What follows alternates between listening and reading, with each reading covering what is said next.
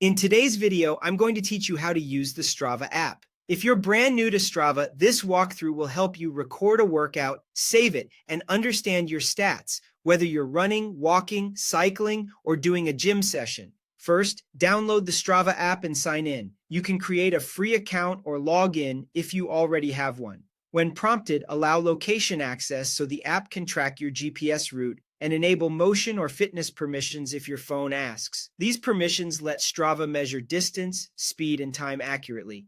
Next, let's record your first activity. Open the app and tap the record button at the bottom center of the screen. You'll see activity options like run, walk, ride, or other for gym workouts and different sports. Pick the one that matches what you're about to do.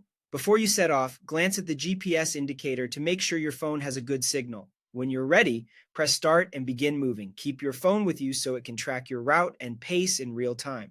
As you go, Strava will measure your distance, speed, or pace, a live route map using GPS and total time. If you need to pause briefly, you can stop and start again from the same screen.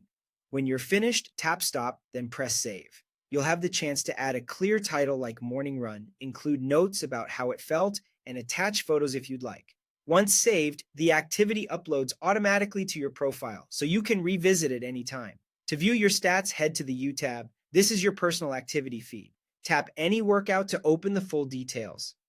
You'll see your map route, average and split pace or speed, elevation gained, and breakdowns like mile or kilometer splits.